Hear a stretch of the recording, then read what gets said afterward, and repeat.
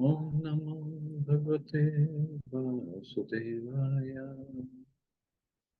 Narayanam Namaskritya Naram Chaiva Narottam Devim Saraswatim Vyasam Tato Jayam Dideye Nashtaprayeshu Bhadreshu Nityam Bhagavata Sevaya Bhagavati Uttam Shloke Bhaktir Bhavati Naishtiki. So continuing with the discussion on Srila Prabhupada Lilamrita by Satsuru Das Goswami, Volume 1, A Lifetime in Preparation, India, 1896 to 1965. Chapter 9, The Resident of Vrindavan.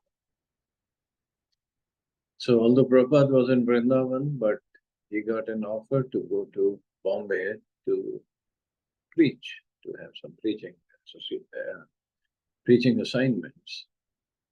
So his disciple of Acharya Prabhakar, he arranged for the travel.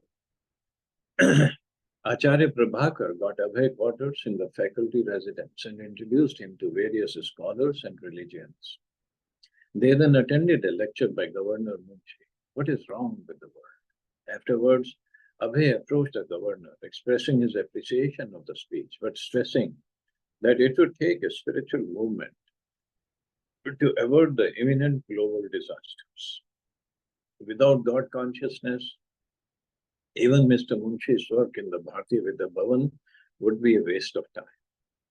Abhay spoke of his interest in reviving the League of Devotees, and he suggested how he might work with the Bharatiya Vidya Bhavan within the Bharatiya Vidya Bhavan to infuse the life of God consciousness into the governor's cultural projects. Governor Munshi responded by offering Abhay a post as honorary professor of Bhagavad Gita. Abhay accepted and gave the governor some copies of Back to God, requesting that he read them in his spare time. As honorary professor of Bhagavad Gita, Abhay began each class with Hare Krishna Kirtan and then lectured on the Gita, presenting Lord Krishna as the Supreme Personality of God. But he soon found his post confining. Within the Bharatiya Vidya Bhavan, he found little scope for reviving the League of Devotees.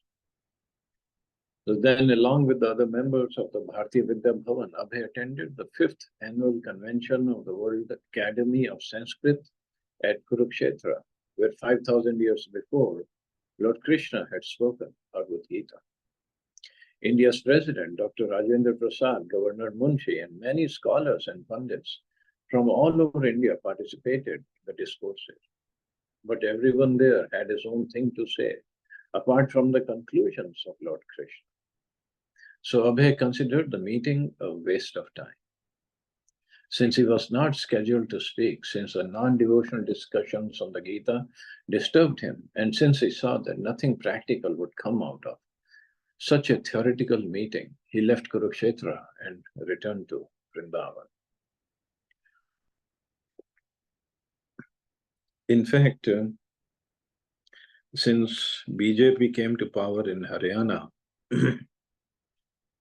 and I was in Gurgaon, and the chief minister of Haryana, he was very much into Bhagavad Gita. He still is. I don't know the new one, the previous one, the Khattar, Manohar Lal Khattar. So he arranged during Gita Jayanti time 1 week or 15 days of Gita Pakhwada all over Haryana. So every school had to organize something on Gita. So near Gurgaon, we got plenty of opportunities to preach. And 1 year, I was invited in Kurukshetra also. It was a big seminar on Bhagavad Gita. I was not in the speakers list, but had to go. And I was sitting with, there were so many sadhus from different ashrams, from different organizations, sitting in the audience with them. And the person, he was speaking on the stage, whatever he was talking, like it said there, they all talk about non-devotional discussions. So it was like a wastage of time. But the sadhu next to me, he was, I don't know from which mutt he was. He was sleeping, in fact, snoring. I had to wake him up 2, 3 times. And man, don't snore over here. Another person is speaking in front of you. It's bad. But the point was not whether he was snoring or not. The point is, people don't have that much interest because they don't understand the real purport of Bhagavad Gita. What Prabhupada gave, I haven't seen anybody else giving. I mean, Gaudiya Vaishnavas, yes, whatever their commentaries are, but others, their commentaries don't make sense. And even if they stand up and speak, it doesn't make sense at all. But still, they don't want to follow the devotional aspect of Bhagavad Gita, which Prabhupada says in Bhagavad Gita as it is. The commentary that he gave, he said, this is what Krishna wanted. But like Muni or different scholars is, if they don't give their own philosophy, nobody would recognize them. So that is a problem. Instead of following a succession, disciplic succession, everybody wants to have his own name, his own commentary that, yes, I'm such a big scholar, I did this, I did. But that's not the mood of Bhagavad Gita. So Prabhupada also, he left Kurukshetra and returned to Vrindavan. Acharya Prabhakar soon joined Abhay. As they talked together in Abhay's room at Vanshi Gopalji temple, Abhay spoke again of his desire to revive the League of Devotees. After having recently seen the watered-down cultural programs in Bombay and Kurukshetra, he felt even more keenly the need for a society of pure devotees. There were already so many cultural and religious organizations. If he liked, he could join one. But where was that organization with which he could affiliate himself wholeheartedly? Only the League of Devotees espoused the conclusions of Lord Chaitanya and Bhakti Siddhanta Saraswati. Vigorous worldwide preaching of devotion service to Lord Krishna, the Supreme Personality of Godhead. Abhay drafted an appeal to the generous public, modern philosophers, leaders, and religionists on behalf of the League of Devotees. The activities of the League, he stated, would be to publish Back to Godhead in English, with translations in many other languages, to educate young men and women for worldwide preaching, and to operate a press solely for printing transcendental literature. These programs would require an estimated 3,000 rupees per month, and he appealed for help. Abhay concluded, Vrindavan is a sacred place of topmost importance, and the headquarters of this league is therefore situated there.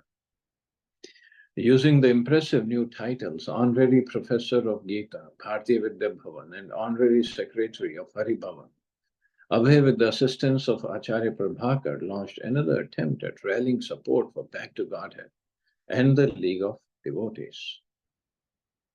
Within a few days, Acharya Prabhakar returned to his post in Bombay, and Abhay was again alone in Vrindavan. He loved Vrindavan, yet with no means to publish and preach, he was not content there. If he were to travel, he might be able to enlist members for the League. He thought of Kanpur, which was nearby, a city of more than 100 big factories and many wealthy industrialists, some of whom he had met during his business travels. He decided to go. After printing some League of Devotee membership forms, he explained to Mahant Gopal that he would be away for a couple of months. And also see, Prabhupada would just go for a couple of months. Hardly any arrangements. Where is he going to stay? What is he going to eat? But he would just depend upon Krishna and go for preaching, League of Devotees. The Mahant was surprised. All the most elderly sadhus who came to Vrindavan stayed put, and some even took vows never to leave. This quiet Babu was coming and going constantly. So Prabhupada was in a different mission altogether. Abhay preached actively in Kanpur, staying in various homes and canvassing for League members. As a guest of the Anandeshwar Satsang Mandal, He lectured regularly at the popular Parmat bathing ghat on the Ganga. He especially made acquaintances among industrialists and educators. It should be Parmat. Often sitting and conversing with them for hours, and many were impressed by his dedication and his soft-spoken skills. But his collections were small. When he offered the wealthy magnates his constitutional membership, they usually opted in favor of the 2 rupees a year subscriber membership. He collected a few letters of appreciation, but after 2 months he left. After some months in Vrindavan, Abhay decided to go back to Bombay and preach. In Bombay, he quickly broke off his association with the stifling Bharatiya Vidya Bhavan and moved out of the faculty residence there. Staying a week at a time in the homes of various patrons, he tried to generate interest in his missionary activities.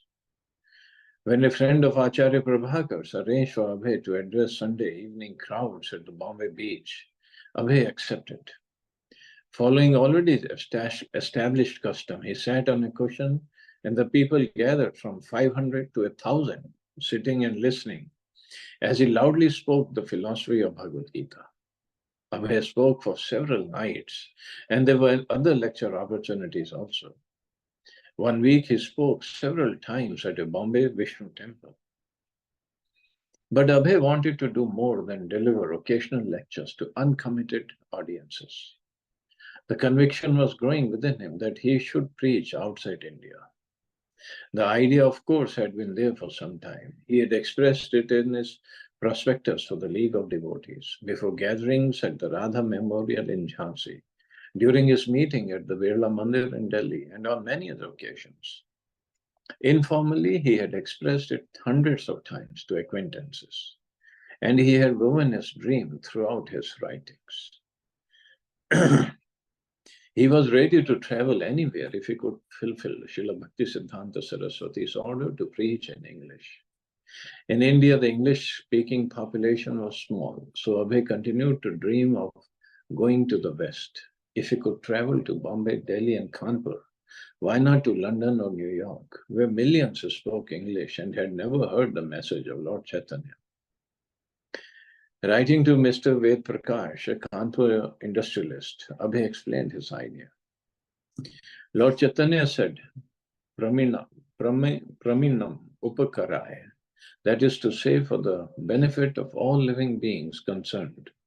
While rendering first aid service in the battlefield of the Red Cross men, although equally disposed to all the wounded soldiers, they give first preference to the hopeful ones. The hopeless ones are sometimes neglected.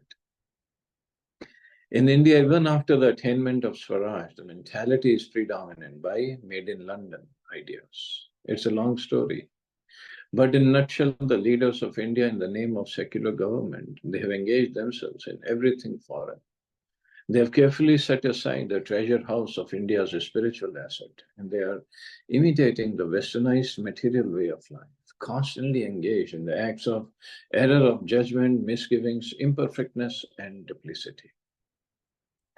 India's Vedic knowledge is above all the conditional defects mentioned above, but we Indians at the present moment have neglected such wonderful Vedic knowledge. It is due to its improper handling. This Vedanta Sutra is now mishandled by unauthorized persons of different camps, and as such the people are being misguided.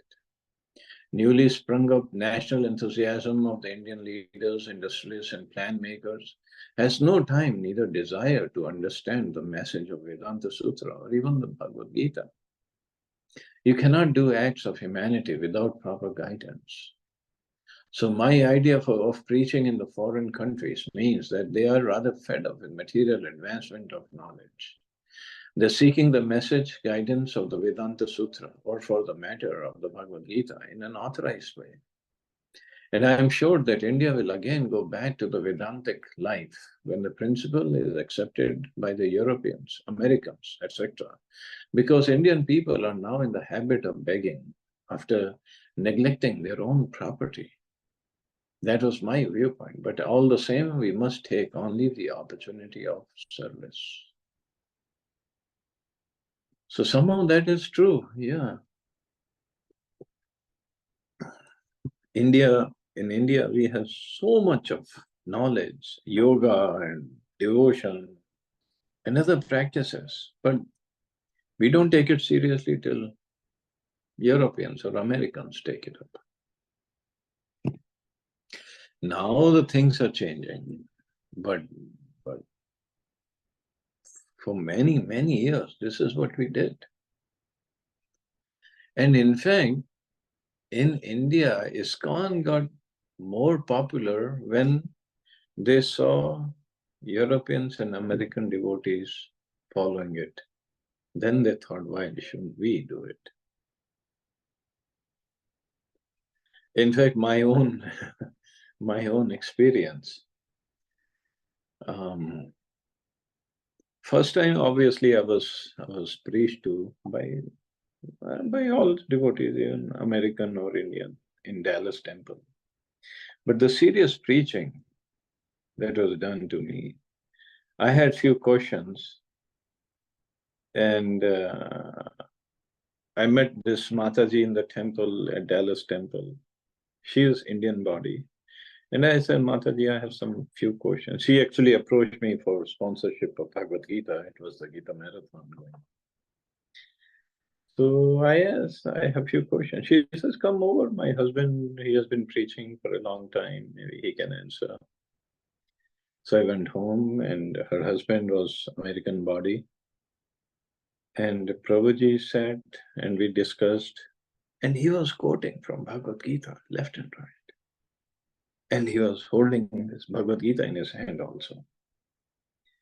And I felt ashamed that till that day, I had not even touched Bhagavad Gita. Forget about reading or quoting from Bhagavad Gita.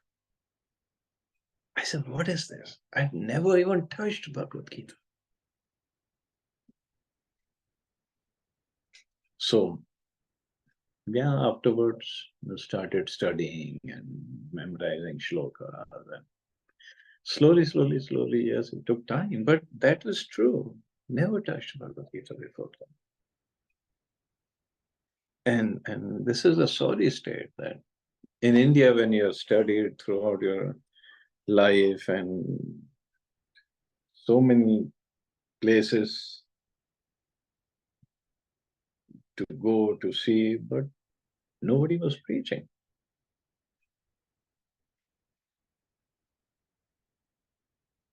One way of expanding his way of preaching was to mail copies of Back to Godhead outside India. And as an incentive for enlisting donors, he made it known that the donor's name would be printed on each copy. His ambition was to bring in large donations, run large printings, and send Back to Godhead to more than 50 countries. He assigned quotas. America would receive 10,000 copies, Argentina 500, Belgium 500, Brazil 500, Burma 1,000, Canada 500, Chile 500, China 10,000, and so on, including 10,000 for Russia and 10,000 for England. But the donors and donations never appeared, and the plans for Back to Godhead were never realized. Abhay found that while the people of India's educated, cultured class were rejecting their own spiritual culture, the religiously inclined masses were being baffled by the array of conflicting, unauthorized doctrines presented in the name of Hinduism. An alarming example of this came to his attention when he was preaching in Bombay during the summer of 1958. Bhagavad Week was being publicized by a group whose teachings conflicted with the pure parampara presentation of the Bhagavad. The Bhagavad, Srimad Bhagavatam, was a devotional scripture par excellence, the literary incarnation of Krishna. Yet the organizers of Bhagavad Week were using Srimad Bhagavatam to teach impersonalism and minimize Lord Krishna. Through friends, Abhay learned of the outrageous meetings, and finally on July 28, 1958, he wrote to the Bhagavad Gita leader, Sri Ratanshi, imploring him to stay away from Srimad Bhagavatam. Only Prabhupada could do that. I beg to inform you that I am in receipt of your receipt of your invitation letter in the matter of observing Bhagavad Week through the Secretary of Bombay Spiritual Culture. As I know what sort of Bhagavad Week can be observed by the Mayavadis for misleading the innocent public, and therefore I not only restrained myself from attending the function, but also I advised many others not to attend for the very reason that the recitation of Holy Bhagavad is being performed by men who have no access in this great scripture, in which only the liberated persons who are freed from all pretentious religiosities can take part.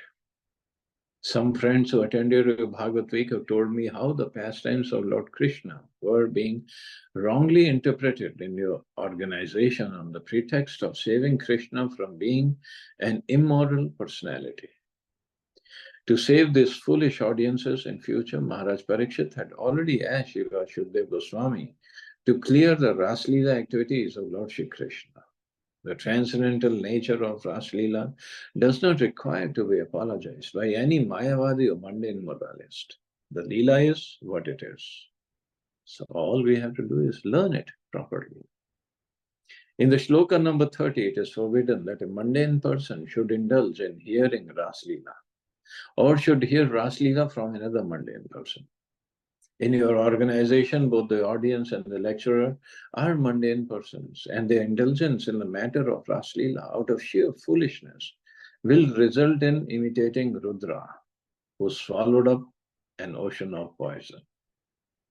So this is how careful we should be.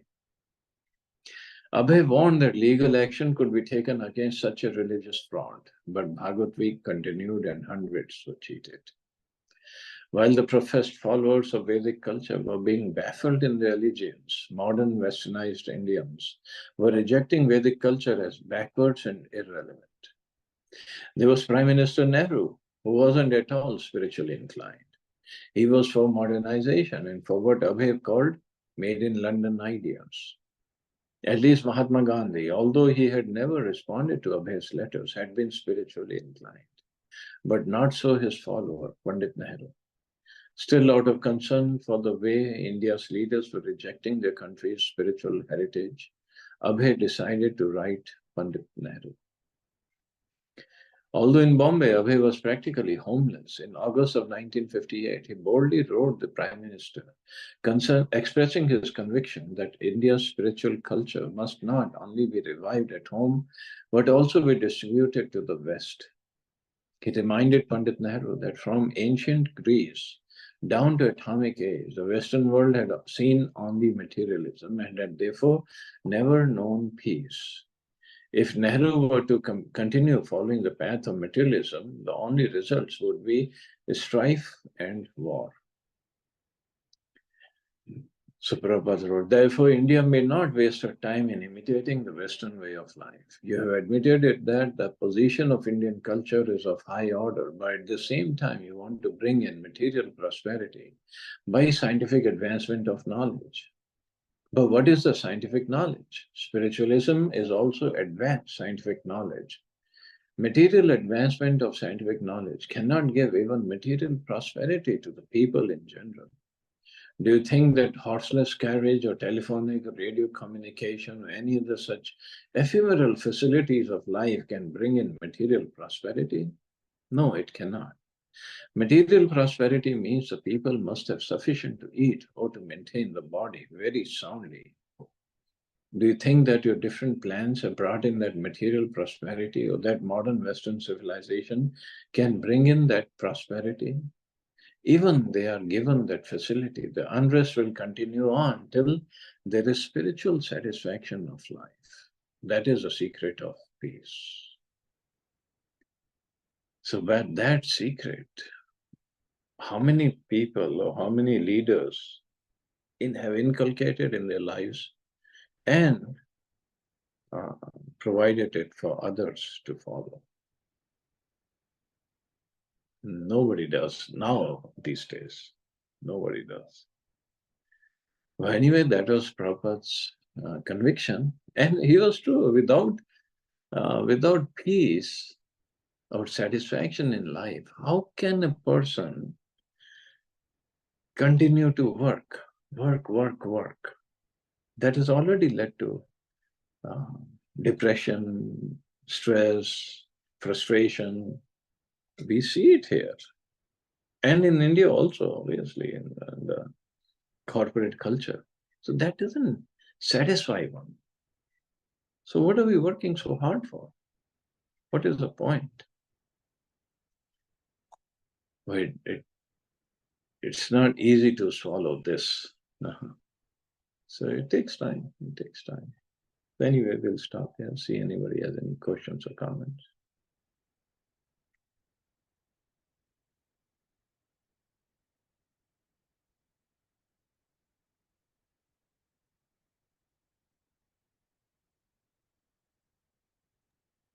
Okay, you all have safe and wonderful day. Hare Krishna. Jai Srila Prabhupada.